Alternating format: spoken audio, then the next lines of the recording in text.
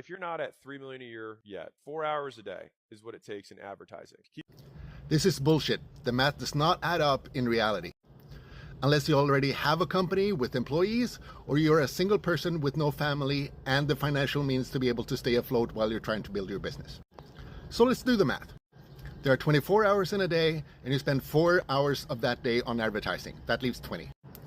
And like most people trying to build a business, you are not single, and you do have a day job that you need to tend to in order to make ends meet.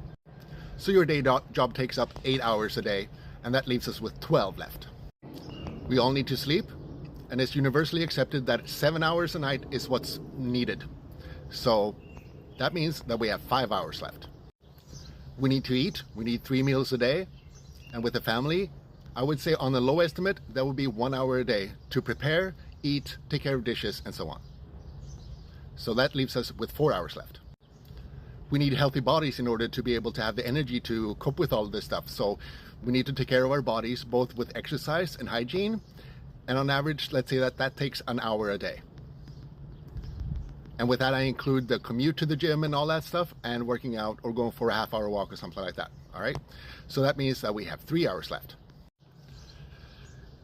And since you're not single, and I assume that you're not an asshole, then you will need some time with the family, kids, spouse, partner, whatever. And let's do the bare minimum of 1 hour there. All right. So we have 2 hours left. And for your work, if we assume that you have a short commute, let's say 15 minutes each way, which is very low estimate, then another half hour goes away from just transporting yourself from one place to another.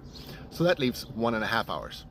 So without taking a single break throughout the day, you now have 1.5 hours left to actually do the work for your business, to construct the product or whatever, and also do the invoicing and billing and all that stuff. Well, what about the weekend, you might say? Well, I did not include any time for cleaning, lawn mowing, taking care of whatever issues there might be, no social life, no rest, no time for meal planning, no time for shopping, for groceries, clothes, or whatever else that might be needed in your life.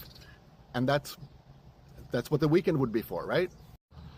So please stop making these grand gestures about what is needed in order to be successful without looking at reality for people.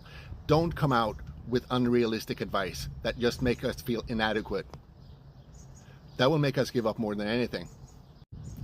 With that piece of business advice, you're going to make most business run out of business very quickly just from the proprietor being burnt out. So, not very good advice. Thank you, Alex.